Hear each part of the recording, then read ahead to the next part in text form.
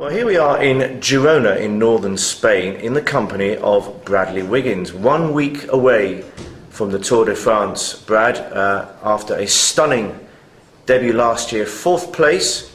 Not a lot of people thought you were going to do that, Brad, but not for the first time. You proved a few people wrong. I bet you can't wait for the Tour to start now. Yeah, I'm looking forward to it.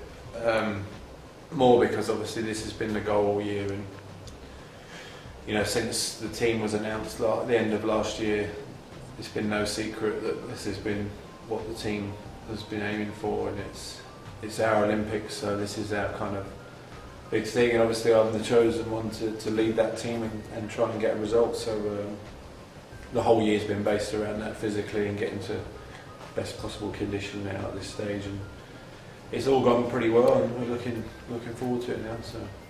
Now, it's a scorching hot day here in northern Spain, and it's going to be pretty hot for quite a few days.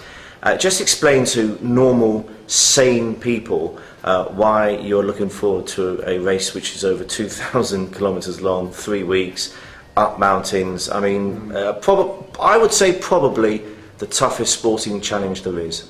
Yeah, I mean, that's obviously half the beauty of it is the what it stands for, the Tour de France, the history of the Tour de France. How severe it is kind of what, you know, the beauty of it really is people struggle to come to terms with, you know, racing 6 hours a day in, day out, for 3 weeks is what makes it such a spectacle. It's because it's not easy, and it is hard, and climbing mountains, and you know, it's got great history, and that's what makes it so special, especially to us as riders.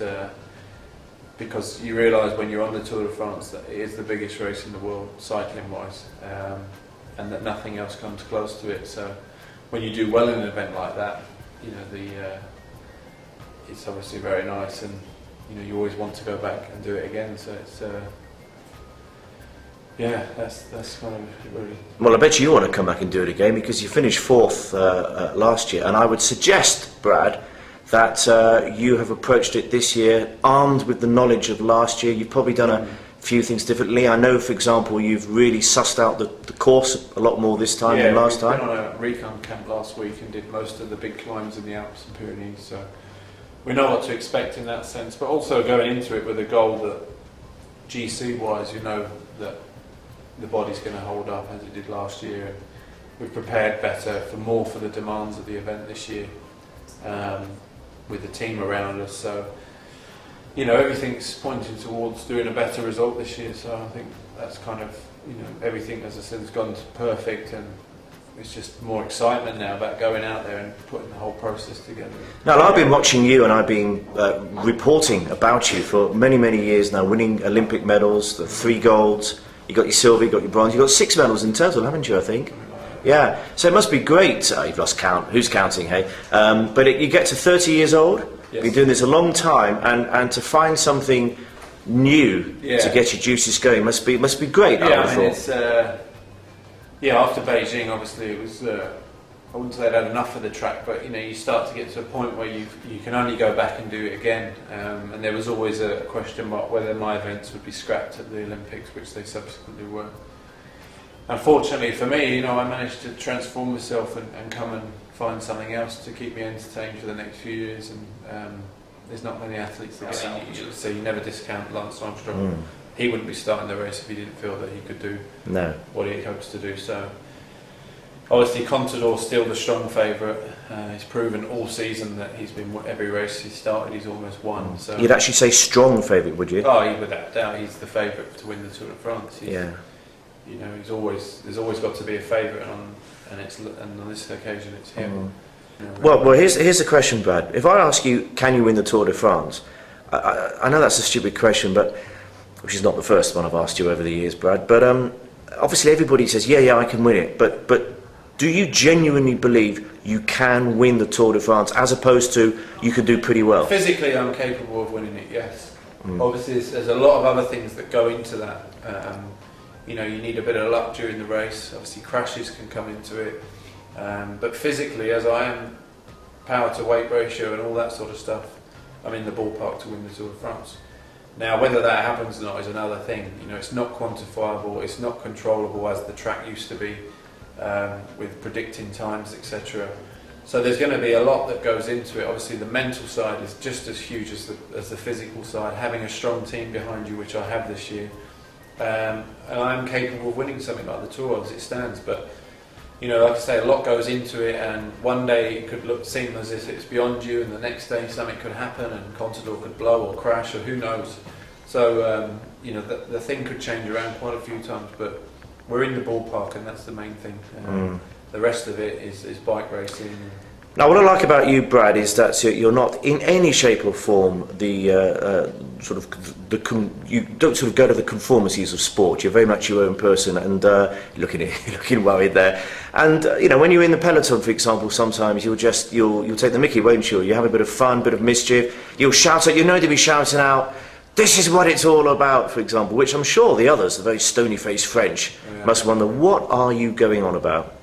A few people think I'm a bit nutty, but I mean, it's sometimes, you know, sport can just become too big a thing for so many people, and it's not life or death. You know, we're all out there trying to do the same thing, and you know, I think you got to have a good laugh along the way, and you know, that's not going to change the end result whether you're laughing or you're dead serious. I mean, being serious is about training and dedicating your life to the cause, but when you get to the bike racing and that, and you're going through the process, you know, you've got to smile and enjoy your way through it, otherwise sport's boring. What's the point in doing sport if you're going to look back in 20 years' time and think, God, I hated that. I wish I could have done it a bit different or enjoyed it a bit more, because, you know, it's so hard at the top, and it's so hard to keep maintaining, and all the weight of expectation, everyone's expectation on you, but, you know, I mean, it's other people's expectation, and I know what I have to do. I know what I have to go through the process to do it, and you know, I'm going to enjoy it along the way and have a laugh at it. So, if you got £5 for everybody who remarked that there's a similarity with Paul Weller, would you be wealthier than you already are? Probably, yeah. Coincidence or what? Not wholly. I know. I just love his music.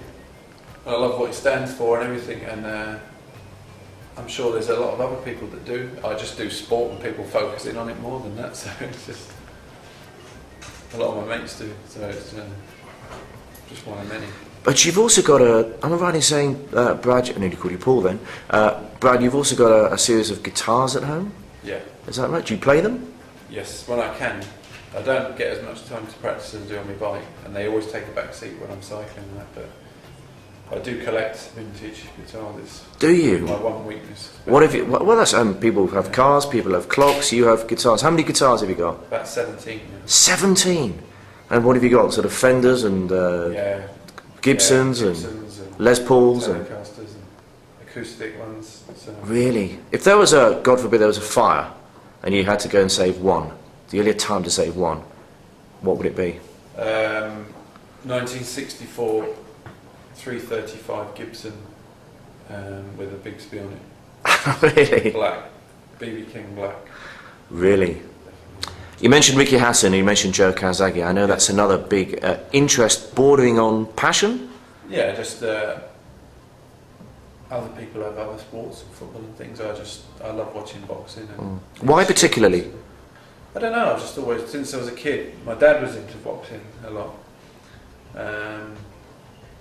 And used to box when he was a kid, and obviously when I met him again when I was 18, I realised that he was into boxing, so we shared something straight away. That was the only thing we had in common at that time, was boxing, so it was kind of, I've always been into it, yeah. Just. Any particular heroes? Yeah, a lot more of the sort of underdogs really.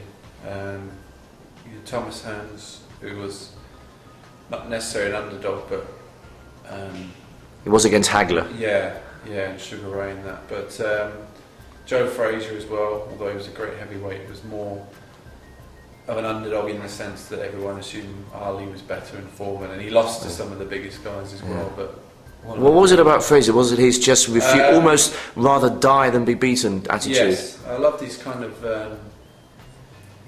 I loved the way he kind of would take on anyone, you know, regardless of people's perceptions that, oh, there's no way you're going to win this fight or whatever, but he would still take him on, and even if he lost, he remained the same person, which I loved about it. The same with Thomas Hearns, you know, he put himself up there And Calzaghe, you know, to a degree. I mean, he could have easily retired way before Bernard Hopkins, and still came back and fought him, you know, and put his reputation on the line and everything. And you know, fantastic, really. Well, Bradley, we wish you all the very best. It would be absolutely fantastic if you could, well, to be honest, if you could even emulate or beat what you did last year. And we wish you all the best, and keep smiling and keep making mischief on the peloton. Yeah?